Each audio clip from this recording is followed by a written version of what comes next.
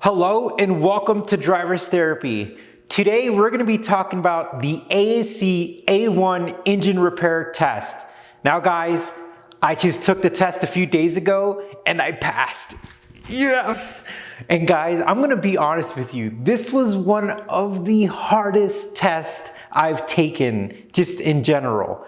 And we're going to talk about that. So real quickly, let me tell you what we're going to be doing in this video. We're going to be talking about the testing experience. We're going to be talking about the test as much as I can. Remember, I signed off on a fine print. I can't give exact details, but I'm going to tell you guys about the subject areas and about some of these subject areas you should really concentrate on. And then I'm just going to give you my brief overview about the A1 test. So before we start, I kind of want to give you my overview of how I feel about everything. I think that the ASE A1 test is really hard. Really hard. And this is the reason why, right guys? Now, I know a lot of you guys out there have changed out a starter or an alternator, put on a serpentine belt, maybe change your spark plugs, air filter, and maybe, flush your coolant and such like that. Now that stuff is really good and it's going to be helpful for the test. But guys, engine repair is exactly what it is and exactly what it says. It's talking about the actual engine. We're talking about crankshafts. We're talking about blocks, camshafts. We're talking about lifters, springs, piston rings. We're talking about stuff as far as the actual engine goes and all the components inside it. Now, I don't know about you guys, but I haven't spent a lot of time building engines. I mean, it's just not, I'm lucky because my cars haven't given me that level of issues. And when I was working, there wasn't a lot of people who needed their whole engine rebuilt. So having a background in engine, rebuilding or being very familiar with those components wasn't really in my background. So I had to do a lot of research. Now, don't get me wrong. I've taken off valve covers, done the valve cover gaskets. I've adjusted the valve clearance, the valve lash. I've worked a little bit with the camshaft, taken off the oil pan. But, have I, as far as the piston goes and replacing those pistons and putting the bearings in there and making sure all those measurements, which are apparently in thousandths of an inch, it's crazy that the clearance is if you don't have them correct, the whole motor could blow. So I just kind of wanted to state that this test is about stuff like this. And it doesn't just ask you here's a picture of a camshaft. Is this a camshaft? No, they're going to ask you stuff more in depth as far as the camshaft, what are the lobes? How do damaged lobes look like? How do lobes get damaged? What does the damaged lobe look like? What is duration? What is lift? Stuff like that. Spring, what is tension height? What is installed height? How to measure spring installed height? Valves, valve guides, how to neural out a valve guide and understanding valve seats and just all this crazy stuff out there. So guys, it's a lot more intense than I thought, but I am super excited that I passed. I spent a lot of time studying. So let's talk about the testing experience. Now, if you saw our A5 ASE test, you'll know right away that the testing center is quite intense. It's like a beefed up TSA, empty out your pockets, metal detectors, cameras everywhere. So I went in there, and this time around, this test was about 60 questions, and I had about an hour and 15 minutes to complete it. And I used every minute. As a matter of fact, I was still reviewing some questions when the time ran out. So I used every minute, and it was crazy. The crazy thing though is that at the end, when I got the test results, it said 50 questions. So I asked Elise, and remember, Elise is really good at taking tests. She is Dr. Elise. She's got her doctorate. She told me that a lot of the times in these tests, they put sample questions for future tests, and they're kind of they don't count, but they're still there, and you don't know which ones they are. So it's a weird testing thing. Anyways, so there were 60 questions, but 50 of them were going to count. You didn't know that, and I did it. And guys, again, I used all the time. It was pretty hard. So that was the testing experience. Used all the time. Really was kind of nervous, to be honest with you. I got out, and the cool thing about ASE or the testing center I went to is right when you walk out of the testing center, they send you an email right away. So I was walking around my phone and I was like refreshing my email because you have to turn off your phones when you're at the testing center.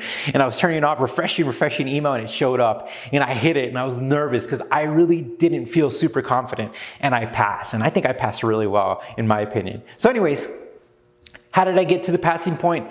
This is what we're gonna do to help you guys. Because remember, I believe in bringing some value to the videos, not just talking about my experiences. So this is how I got there. So I ordered this book. It's the same one I use in A5. And guys, I'm not gonna lie to you. The first time I took the test, I bombed it, the practice test. I was actually quite frustrated. I was really annoyed because I was just like, really? And I was still using the same strategy as like, so I had a piece of paper and I had it written out 1 through 50. And what I would do is when I'd run into a question that I knew, I would put an S, meaning I'm sure about it. And if there was a question that I wasn't certain about, I would put a question mark, 1 question mark. And if there was a question I had nothing I knew about, it would be question mark, 2 question marks. So I could go back. And then I would also write read if I didn't know anything or if I wanted to read more into that topic. What was weird about this test is that I was putting a lot of S's in places. And typically when I do that, I get it right, but I was getting the S's wrong. So I was certain that I was getting a question right and I was getting wrong, and I was very frustrated. So what I did is there's 6 practice tests, and what I did is I went through all 6, and then the ones that I got wrong, I reviewed them. And then this is the part that I have to think at least. Usually in the evening, we like to watch Star Trek. We're big Star Treks, like huge Star Trekkies. We usually like to watch a lot of Star Trek. But instead, I had a list of stuff that we had to go in and watch videos about. And guys, this was actually fun. I decided, we found this guy on YouTube. I'll put his link in the description. And he literally builds engines from the ground up. But he's not doing it like, you know, in an ugly environment, meaning like, you know, if you build an engine, it needs to be in a clean environment. He talks about that. And some of the YouTube videos out there, people are building engines and it's just, no, you don't want to build an engine in that environment. But anyways, he's building engines like high performance, like Ford engines, like hardcore engines. And we watch him build engines. And he would talk about what we should do, why you should do it, this is the fact. And it really helped me like understand, but these were not short videos. These things were hour-longs at a time. So we were spending a couple hours sometimes a night watching videos about engine builds, about camshaft, understanding installations of camshaft, understanding how to diagnose issues as far as like your installations of your camshaft or your bearings or your pistons and piston clearances, bores and, head gaskets and all this craziness. I mean, there's small details like, here's a quick fun fact, like a head gasket. You have your head gasket, and apparently the holes on a head gasket are smaller than the holes in the block. Now, I really didn't know that, and the reason why is that if the holes were the same way, the velocity of the coolant would exceed the velocity of the cooling effect, and the engine would overheat. So those holes are actually smaller in the head gasket, so it could slow down the coolant so to actually provide that cooling effect. Didn't know that. But that's like an example of what you learn while this whole process. So what I was doing, I was getting them wrong, and then we were spending a lot of time on YouTube. But this time around, we decided to just watch engine builds from the beginning to the end pretty much. And that was a game changer for engine repair. So then what I decided to do is I decided to do all 6 tests again, all 6 practice tests again. And this point in time, I was getting a little bit better, but still not doing really well. I was actually missing the same ones that I was reviewing on. I was just like, this is crazy. So then we at least helped me make some note cards. So before I went to bed, I'd start reading note cards and start trying to understand, trying to drill that in my head, and then go back and do it. So I did the test 3 times, all 6, 3 times over and over again while studying. And then I started kind of getting the hang of the information here. So then I decided to buy the ASE practice test vouchers, and I took one and did okay on it. And I was excited because I was going to buy some more vouchers, but I didn't know this. But ASE only offers 1 practice test, meaning 1 version of it. Like this book has 6 practice tests, but ASE just gives you 1 version of the practice test, and that's it. That's all you have to practice on. So that was a little tough. I was kind of hoping, I was like, I'm going to buy like 4 vouchers, do 4 ASE, and they're pretty expensive. They're like between, I think, $14 or something like that. And, but you can only do 1. So I have those vouchers for the other test. So that's how I studied it. And to be honest with you guys, it was really cool. I learned so much. Again, I've done a lot of work on cars. I mean, you name it, anything outside of the cars, everything from injectors to intake manifolds to exhaust to pans and all that. But the cool thing is that as this test gets deeper into the internals, I started realizing like I'm missing a lot of information. So I think YouTube, watching whole engine builds, was a game changer for this right here. And on top of that, a lot of my experience really helped out as far as the diagnosing. Now guys, the thing about ASE tests is that you just can't you can't read a book, you can't watch some YouTube videos and pass a test. And here's the reason why.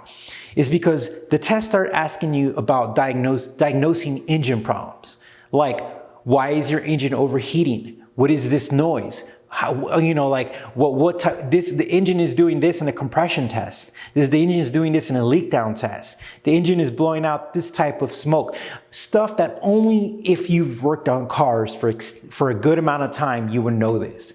You guys out there, you've worked on your car and you've gone through a bunch of stuff. You have a huge already amount of knowledge that's gonna help you to tie in all this information.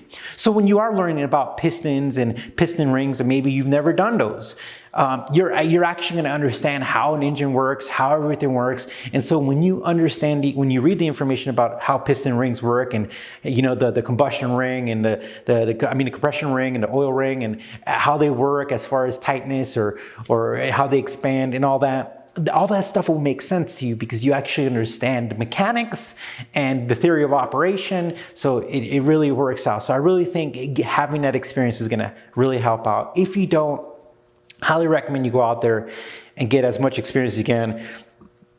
Hands-on experience especially. If you're in a trade school, ask your instructor if you could tear down, a broken down engine just that's sitting in the shop, put an engine stand and just go to town and just learn about it, ask for help. If you're at work, try to see if you could shadow somebody who's rebuilding an engine and ask questions, and it's just stuff like that. Or if at home you're working on the engine, then you're already getting that experience. But also make sure you know what you're doing is right, because that's one thing about engine building that I was learning. It's like one mistake and it's all gone. It's kind of crazy. And we're talking about thousandths of an inch, which is really tight tolerances.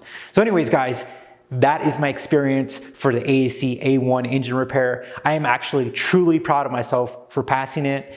This is 2 down, 6 more to go before I become a master technician. I personally think I have the hardest test in the bag, so that makes me excited. So everything from here is going to be downhill in my opinion, hopefully, right?